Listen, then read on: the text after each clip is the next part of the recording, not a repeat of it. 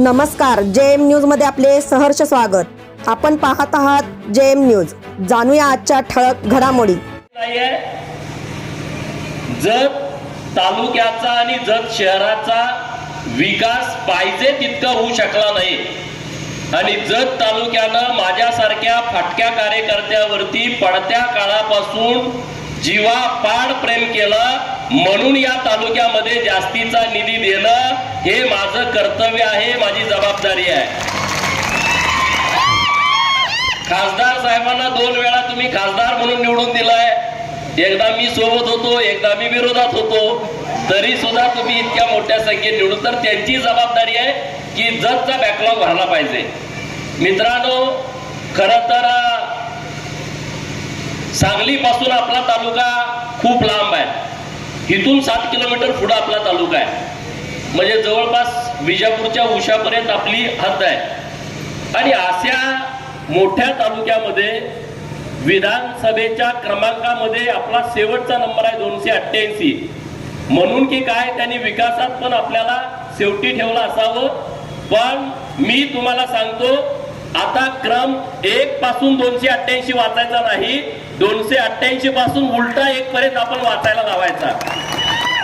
जे काय असेल ते पहिलं जतला द्या आणि नंतर मग तुम्ही 87, 86, 85 असं वरती या।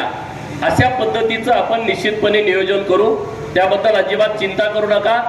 जत शहरामध्ये अनेक लोकांच्या अनेक मागण्या आहेत आणि मी निश्चितपणे तुम्हाला सांगतो, जत शहरामध्ये विकासाच्या दृष्टिकोनातून आतापर्यंत जेवढा निधी आला नाही त्याच्या कितीतरी पटीनं जास्त निधी माननीय खासदार साहेबांनी मी तुम्हाला येत्या काही काळात उपलब्ध करून देईन। येत्या काही काळात, जास्त काळ नाही, येत्या काही काळामध्ये आम्ही उपलब्ध करून देऊ, काही काळजी करू नका। आणि जत मधल्या सगळ्या लोकांना मी आवाहन करतो, जे छोटे छोटे समाज आहेत शहरामध्ये आणि ज्यांच्याकडे जागा आहे पण ज्यांच्याकडे जायचं कुणाकडे असा त्यांच्या मनात प्रश्न आहे, कुठं सभा मंडप मोठं करायचं आहे, लग्न कार्यालय करायचं आहे, छोट्या समाजाला जागा नाही, घराला। आता मी गोंधळी समाजाला भेटायला गेलो होतो मंदिरामध्ये देवीच्या, तर म्हणले आम्हाला जागा दिली पण आम्ही पत्र्याच्या घरामध्ये राहतो। मग त्या घरामध्ये जर एखादा साखरपुडा असेल, त्या घरामध्ये एखादं लग्न असेल, त्या घरामध्ये एखादा सुखाचा दुखाचा कार्यक्रम असेल, तर त्यांनी नेमकं काय करायचं? तर आपण 25 लाख रुपयाचा निधी तिथं उपलब्ध करून दिलाय। असे असंख्य समाज जत शहरात असतील, त्या सगळ्या लोकांना माझं आव्हान आहे की ज्यांना ज्यांना अशा पद्धतीचं काम करायचं आहे त्या सगळ्या लोकांनी आम्हाला संपर्क साधा। काय लागणार नाही, फक्त एक उतारा पाठवून द्या जागेचा, तो फक्त सरकारी उतारा असला पाहिजे। आम्हाला जो काही निधी पुढे मिळेल, मी आणि काका जत शहरातल्या त्या छोट्या छोट्या सगळ्या समाजाला येत्या काळामध्ये उपलब्ध करून देऊ की ज्यांचा प्रश्न कायमस्वरूपी मिटेल। असं काम तिथं उभा करू की तिथं गरीबाचं लग्न होईल। ते बाहेर लाख रुपये 50,000 70,000 लोक देऊ शकत नाहीत, अशी सगळी कामं आपण जत शहरामध्ये करून घेऊ।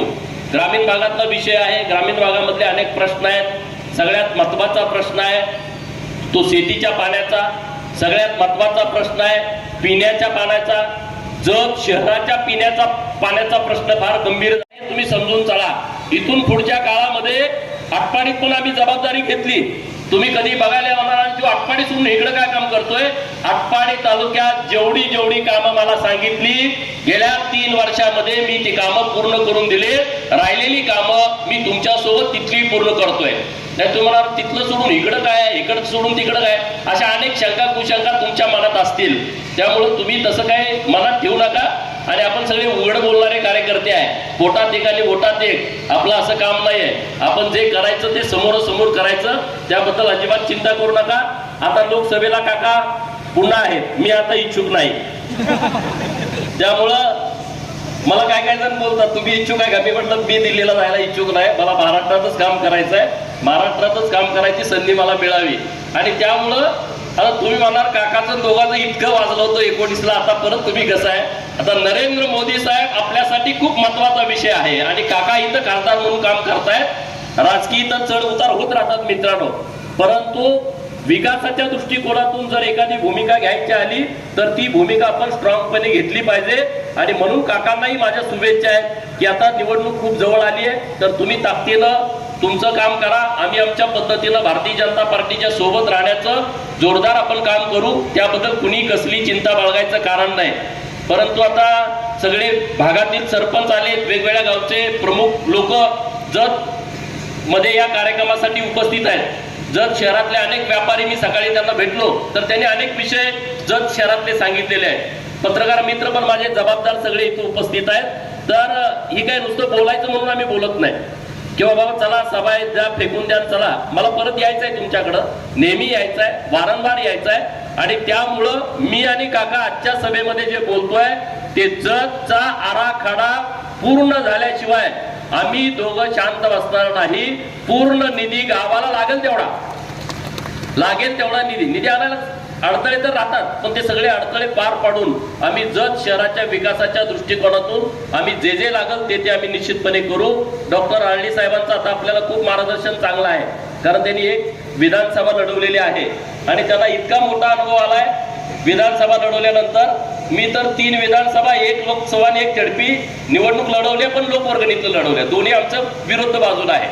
आणि त्यामुळं 100 पुस्तकं वाचल्या